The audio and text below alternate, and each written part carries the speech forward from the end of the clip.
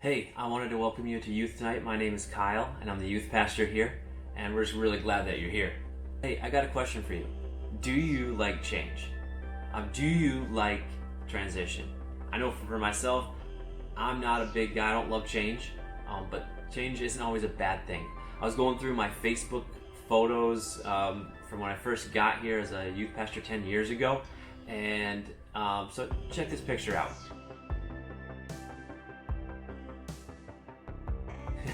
You see, change is not a bad thing.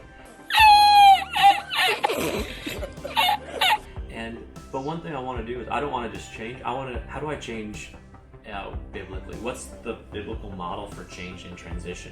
And so let's look at that. It's found in 2 Kings chapter 2 is a unique story. You got three characters who show up in this particular story. First, you got Elijah. Elijah is a prophet of God. He's been calling down fire. He's caused a drought, many different miracles. And so an old prophet, been doing it a long time. So he's one of the characters. Second character, his name is Elisha. So you got Elijah and Elisha. Elisha is like the apprentice or the Padawan if you know Star Wars. So he's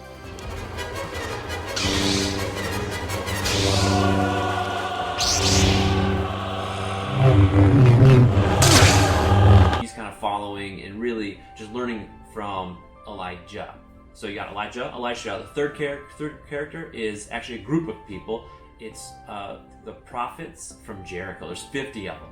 And they're kind of the hecklers. They're kind of messing with Elisha in this story.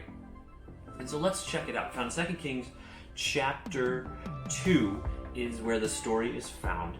And what's about to take place is Elijah is about to go to heaven. Everybody knows it. You have Elijah who knows it, Elisha who knows it, and the prophets from Jericho. They all know that Elijah is going to heaven today. And they actually kind of poke at Elisha, letting, hey, you know your master's going to heaven today, right? They're kind of poking, kind of let him know, like, yeah, we know, and he's the man, but are you? And so that's happening, and they're just leaving Jericho, and Elijah and Elisha, they're just leaving Jericho, and they're about to kind of cross the Jordan River. And so Elijah wore this cloak or a coat, and he was about to take it off, roll it up, and strike the water. And that's actually found in 2 Kings chapter 8. Let's read what happens. Then Elijah folded his cloak together and struck the water with it. The river divided, and the two of them went across on dry ground. So you see Elijah doing this incredible miracle. And then in verse 11, he actually gets taken up into heaven. So look at this verse. As they were walking along and talking, suddenly a chariot of fire appeared, drawn by horses of fire. It drove between the two men, separating them, and Elijah was carried by a whirlwind into heaven. Crazy. Now let's fast forward to verse 13. Elijah picked up Elijah's cloak, which had fallen when he was taken up. And then Elijah returned to the bank of the Jordan River. You see, all throughout the biblical history up to this point, there had only been 3 people who had struck the water or been able to cross the water on dry ground. The first one was Moses and the people of Israel. The second one was Joshua crossing the Jordan River into the promised land. And then you've got his master Elijah. So you got 3 major players in Israel's history to be able to do this. And so Elisha has this cloak. There's this transitional moment that just took place where Elijah had just gone up into heaven. And so the question is God, are you going to show up for me like you did for Moses, Joshua, and Elijah? And that's the question. And seniors, that's kind of the question that you've got is, I know you've done great things, but are you going to do great things in my life?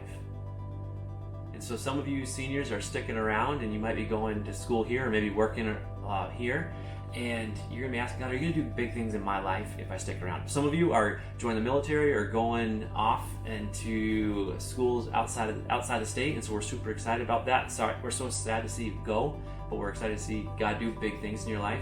And the question is God, are you going to do big things in my life? Are you really going to use me?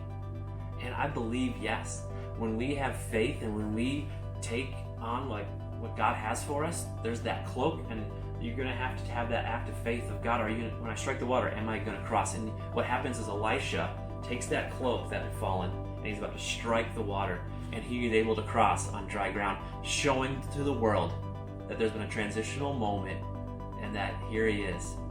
And so seniors, be encouraged that this is your moment. This is a transitional moment for you. And yeah, maybe it didn't go the way you thought it was going to go. Maybe you didn't think that you were going to have a virtual graduation. But you know what? That doesn't make it any less important. And this is a transitional, pivotal moment for you. So I just want to encourage you, do the things that you know you need to do. So if you're staying in town, I encourage you, get involved with Awaken.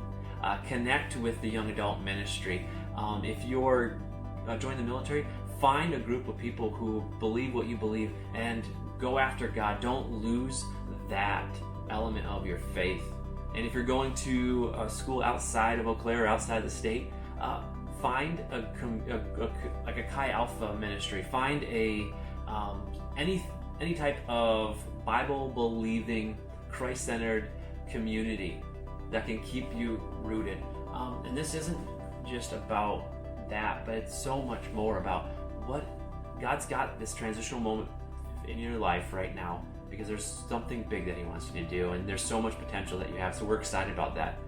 And there's a lot of you who are listening that are saying, but Kyle, I'm not a senior. What does this have to do with me? We're excited that you're encouraging them, but you know what? You're having a transitional moment as well. Some of your friends are graduating, and so this means that you're going to step up.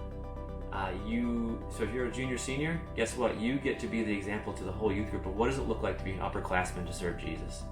Freshman, sophomore, you get the challenge now to show to the middle schoolers what does it look like to serve Jesus, transitioning from maybe a little bit of the awkward middle school phase to now the cool 8th, 9th, and 10th grade phase. What does that look like to still love Jesus? And 7th and 8th graders, guess what? You get to show a new crop of 6th graders what does it look like to be a Catalyst, and what does it look like to serve Jesus? And that's the challenge. So this is your transitional moment. And just like how Jesus transitioned the authority from himself to the church to go out and make disciples, this is our moment. And so I'm excited. And you might say, Kyle, but this summer is going to be kind of a drag. You know what? Yeah, things are different. Things are different. Camp isn't happening. I know, moment of silence right now for camp not happening. But you know what? Our God is a creative God. Our God spoke in Genesis 1 and spoke every atom into motion, and that creative power is still happening today. And so I believe, and our leadership team and all of the leaders around us, we believe that God's got something incredible for us this summer. And we're excited. We're not going to have camp, but we're going to have a moment this summer where we believe that God is going to touch your life in a creative, powerful way. So don't miss that. Let that be a transitional moment from the summer to the fall, because we believe that God's got big things in store, but we need to lay hold of it and just have the faith to grab the cloak, strike the water, and see what God's going to do. So guys, be blessed. Peace.